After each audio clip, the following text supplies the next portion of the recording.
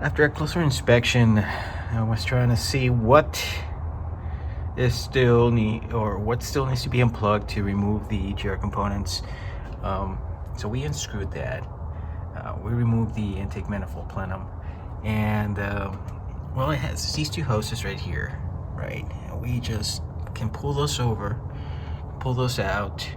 We can also pull right here on this connector, and I believe it's connected to the injectors, and I believe it is. We think we can disconnect from there. Another point of connection here. We unplug this sensor right here and pull from there. And I think this whole component will be able to come off. And we'll see. All right. I was able to disconnect this piece right here. It looks pretty good. Though these hoses are really brittle. I mean, I already snapped an end right there. Probably gonna have to go to the junkyard and pull one from a salvage location. But let's go back over here. Let's see what have I done so far. So I was able to disconnect the connectors from the injectors just by pulling on the tabs. It looks like I missed this one right here. Let me see. Nope, it's off. There are 4 tabs right here that hold the actual wiring harness. They're very brittle. I already broke 2 of these off. That's okay. It looks like it was already had been pulled off before, since I found some zip ties, or maybe they were included with the wiring harness right there. There was one right there. With this, I'm almost done pulling the whole wiring harness. There are 2 sensors that are pretty hard to get to on each side of the engine bay. One of them is right in here. Best you can barely see it, but believe me, it's there. Right there, if I zoom in. I'm gonna do my best to see if I can unplug it without having to remove the alternator. There's another one. If we follow the wire right here, the cable, it's equally on the same side, opposite side as the one I just showed you. That one's a little more accessible. I might have to remove the radiator hose to get to it, but with that, I should be able to pull the wiring harness. I may not be able to completely take it out because there are so many connectors, so many sensors, and I'm really trying to remove everything. So what I'll do is just enough to pull it to the side, just like I did with the throttle cables and the idler cables. I'm not sure how it's pronounced, but it's one of the 2. Then from there, we're gonna go to the fuel rail, which is this right here, this metal part. We're gonna disconnect. I'll show you the tool used to pop this off, and there will be a little bit of fuel that will drain out, not too much, if you were able to depressurize the system properly. And from there, we have access to more components. Okay, so I'll be back once I retrieve these 2 sensor or cables from the sensors. We'll get back and show you what else needs to be done. All right, status update. I was able to remove what I think is the coolant temperature sensor connector. I'm not 100% sure. I have to research a little bit more, but I think that's what it is. I had to wrap my hands around this bracket here, the pulley bracket, on both ends, and with my fingertips press down on this little piece right here and wiggle it out, and then snake the cable out through the barely have any openings here, but take it out. So on both ends it's free, but here's the problem. I was able to also disconnect that sensor right there. From there, I can probably pull the attachments right here, and there's another one here. Just pry them up using a prying tool. But there's another one, and I think then you just unscrew this and unplug the sensor right here. You should be able to get this out of the way. Actually, I may not need to unplug or unscrew this. Just looking at it, but there is another. If you follow this wire here, there is one cable in the back which I cannot get to, but I'll do my best to remove that sensor connector. Otherwise, let's see how far back I can do it. Otherwise, another way I can do this is to raise the wiring harness and kind of use some bungee cords or something to tie it around the top of the hood, so it's just out of the way. That's all we need. Is we need the space to get to the fuel rail. With that, the cables are so brittle. I might just go, and I don't think I can purchase these anymore. So I think I'm just gonna have to go to a salvage yard and see if I can find one in decent condition to pull and replace with. But we'll see. These models are getting a little harder to come by. So more to come. All right. So now we got to disconnect the fuel line from the fuel rail. To do this, you use I believe it's a 5/8 tool like this, which you can get at somewhere like a Harbor Freight's tool, or that's where I got it from, or from any auto parts store you can get this. So there you go. So the first thing you do is unclip this piece right here. Just pull from both sides and pull it up. Put it to the side. Put a paper towel underneath, or something to catch some of the fuel that's probably gonna come out when you remove the line. Just wrap it around with the little tab towards the ring here. All right. So you can see, all you have to do is push in, make sure that the tab goes in, and then start pulling very carefully on the. You should hear a clip. Sometimes you don't, but there you go. It's off.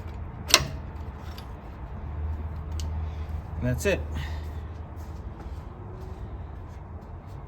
Now we can go ahead and start removing the fuel rail. To do that, you can, let me zoom out a little bit and I'll show you what we need to do. We unscrew these bolts from both sides. There's 4 total, and then you can start prying up the fuel injectors and the whole fuel line should come out. All right, we'll see how that goes. I'll try pulling it. Also, you can see I use some bungee cords, like I said, just to get the cables out of the way, enough for me to get room in here and start working, because I cannot get to some of the connectors in the back, but that's fine. We'll get to those once we get more room, and like I said, I might replace the whole harness. All right, fuel rail is off, so let's take a look at the space right here. So like I said, I put these back on. I don't want to lose them. These are the ones that are holding the fuel rail on there. What you do is you grab the injector, each of them, wiggle them slightly back and forth and pull up, and they'll come off. One thing you want to make sure is that the O-rings are still attached to them. Right here, as you can see. Now I wiped one of them with a rag, just so you can see it's much cleaner versus these ones are all gunked up. There will be fuel that will drip out, so be careful. There's still fuel in the line, so just be careful with that, not to get it around the paint on the car or any other components that could get damaged with the fuel. But yeah, I gotta do some cleaning here. Just wiping it down with a rag. I won't use any solvents or anything like that. I don't want to mess up the injectors. With that, we are probably gonna move on to the next piece, which is trying to decide if I should continue here or should I start taking out some of these components in the front, which is probably the best case, by removing the hose, the alternator, the pulley, the belt, everything on this side. And if we're going to be here, might as well replace the water pump once you're in here. You know, let's take care of that as well.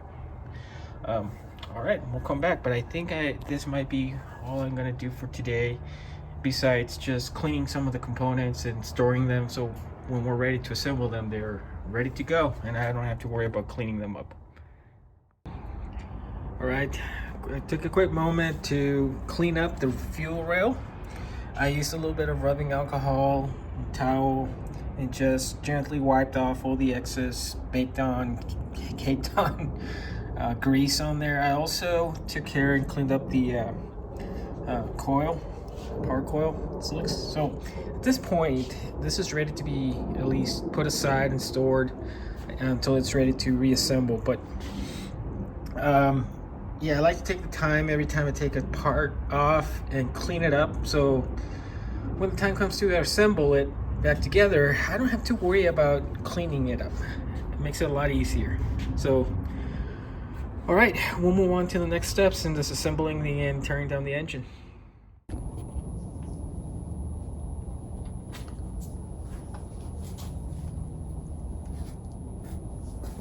All right, we're going to remove the hoses now, or at least the upper hose, to give us more space. Let me see if we got one here.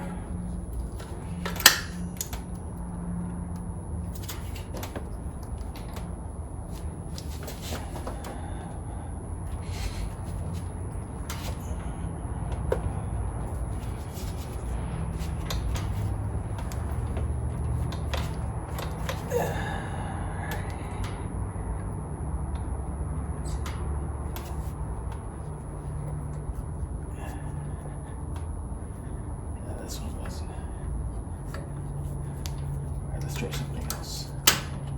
Let's try this one first.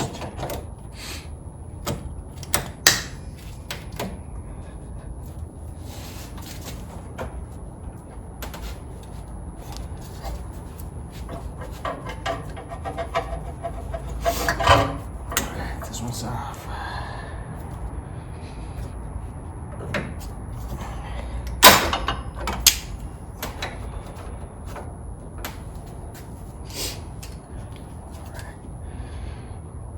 One side down.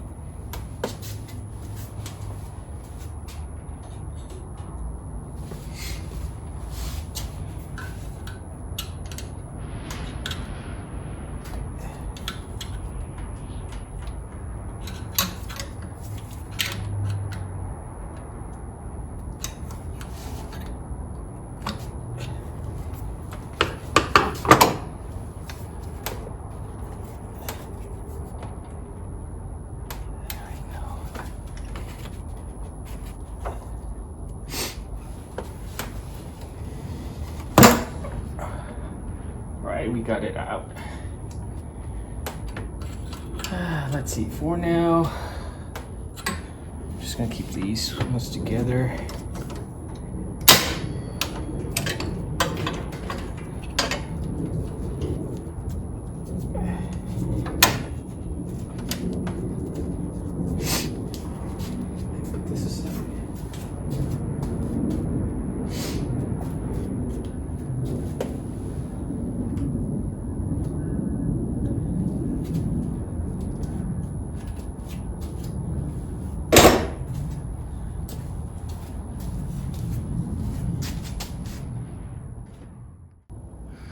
Now I'm going to use an 18mm socket to get that pulley or the tensioner released, so we can remove the belt, the serpentine belt. We're going to move it counterclockwise, just enough to get the belt off, but gotta be careful not to pinch my fingers if if it slips. So be careful here.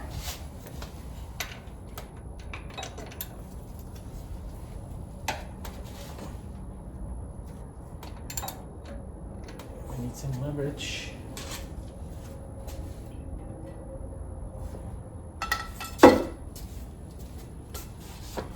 This makes it a lot easier too when I got a little bit of leverage. There we go.